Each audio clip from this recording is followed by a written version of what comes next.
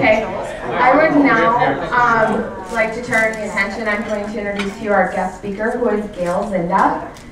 She spends her time traveling the country, over 30,000 miles in a year, to help motivate and to promote cancer awareness and to motivate people that have cancer or anyone that's been touched by cancer. She is also a two-time award-winning author. So please welcome Gail Zinda.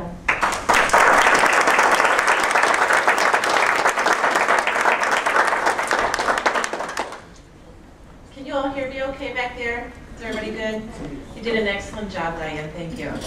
Should we hire her? Oh, man. Oh, the other half, maybe. We'll think about him. He didn't even hear me. He missed it. I said we were going to hire her, and she said she was taken. So I said, well, we'll think about you. Oh. He's taken. Well, anyway, I want to thank all of you for being here today on this gorgeous Wisconsin sunny day, and finally hot and no rain. I very much appreciate you sharing this afternoon. And I just wanted to share a few words with you about, the word cancer. We all kind of just, just the word itself is just so, not fun, right? I mean, it just brings such a negative thought to most people's minds when we hear that. But I have to tell you that I never really knew too much about cancer before. And, I was kind of living in this world of just totally free of cancer. If you can believe 22 years ago, I didn't even know a person that had cancer. Isn't that amazing to think of that today? But I truly did not know anybody that had cancer. You see, I left my home when I was 19 and became a wife and a mother of two. My son Adam joins me now on the road, who's in the back of the room, and we travel the country together. But I was a mother of two. I had the little white picket fence and all that good stuff that most of us think about, right? The happy ever after. Well, by the time I was 26, I was now found myself divorced and single with two sons that were totally dependent on me. I had had 2 back surgeries, and I had more lemons than you could shake a stick at. But I was too dumb, I guess, if you will, to really realize it. I was just going through the motions of daily life and doing my own thing, just trying to survive the role in which I was playing. I was also an administrator, which means that I was a nurse for a group of OB-GYN doctors. And I'm sure you women know what those are, right?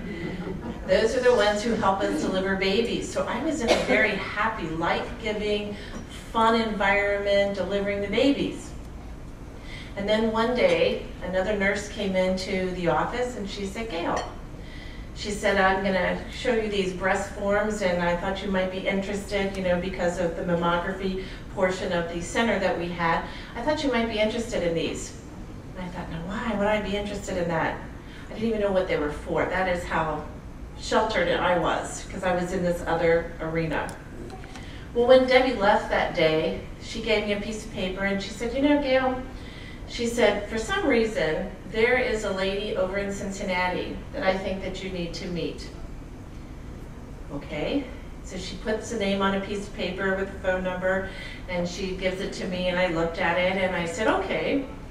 And so I kind of tucked that into my pocket, and I said, well, now why do I need to meet this woman? And she said, I don't know, I just think the two of you need to meet someday. Okay. I went home that night and put the stuff out of my pockets and into my purse, like most of us women do. How many of you guys do that, and it stays there for probably a year before we clean it out? I don't know about you, but that piece of paper I think was in my purse for close to a year before I unraveled it one day.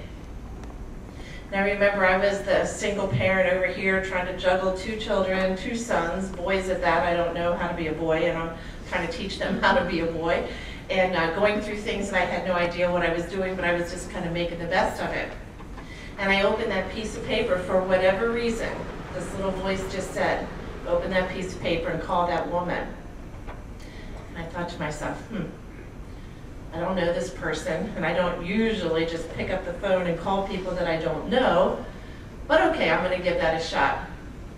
And so I picked up the phone and I called, and this woman said, "Hi, this is Rita." And I said, "Rita, this is Gail." And she says to me, "Honey, I've been waiting for your call." I'm thinking, now wait a minute. How can she be waiting for my call? She doesn't even know who I am. I've carried her number for an entire year, and she doesn't even know me. But she said, "Honey, I've been waiting for you." And she said, "We need to talk." So fast forward now to a week later, we had an opportunity to meet each other. I was so excited because I've never had anybody talk to me like that before. Have you guys ever had somebody just out of the clear blue? I know you guys have had these experiences, but you don't think about them. That you have people that you don't know that offer you to do something and you just don't know why, but you find yourself in a crossroad where you could do it or you couldn't do it. Well, I took the opportunity to do it, and I went and met Rita. And she was at a little place, it was called the Lemonade Stand. And quite frankly, I thought the lemonade stand was where they sold lemonade that you drink. And that's what I thought I was going for.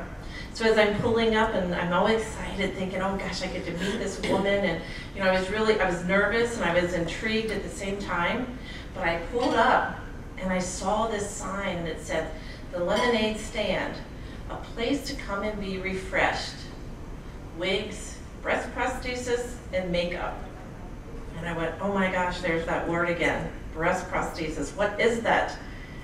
And now I'm really confused because it definitely wasn't the lemonade that you're drinking.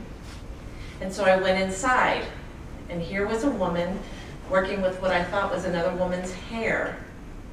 And she looked over at me and she said, "Honey, just have a seat and I'll be with you in just a second." I said, "Okay."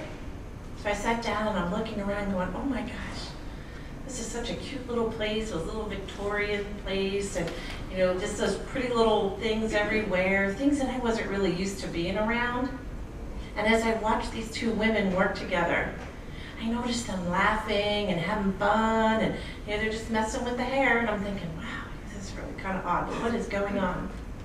So when the woman was finished, she got up, she gathered up her things, and she walked out the door, said goodbye, and the other lady, very gingerly, picks up a cane and starts walking towards me.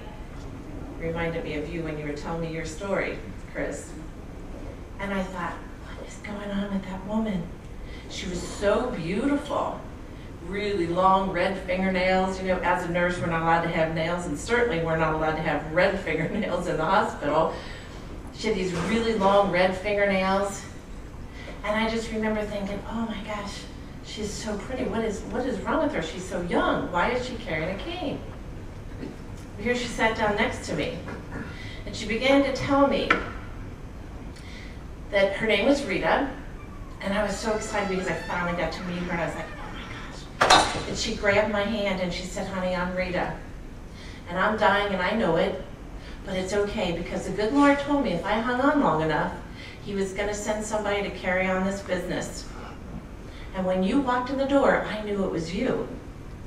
Well, I'm telling you what, I looked around that room thinking, surely she's talking to somebody else in here because I don't even know this woman.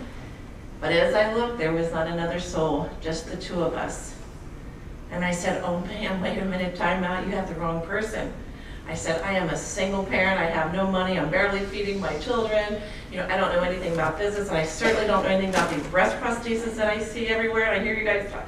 She says, honey, stop with all that. Stop with the I can'ts, I don't have, I don't know, all that negative stuff, stop with that. She said she was diagnosed at 36 with breast cancer. She lost her hair already 9 times. And she lost her eyelashes and eyebrows. But you know what? I had no idea. That woman looked so phenomenal. She had the greatest wigs, and they were not expensive wigs. She just knew how to finesse them because she did it so many times, she said. She had red, she had blonde, she got to be a brunette, she got to be anything she wanted. And she was having fun with it. And now when I said to her, you know, I don't know how to do all these things, and she said, you don't have to worry.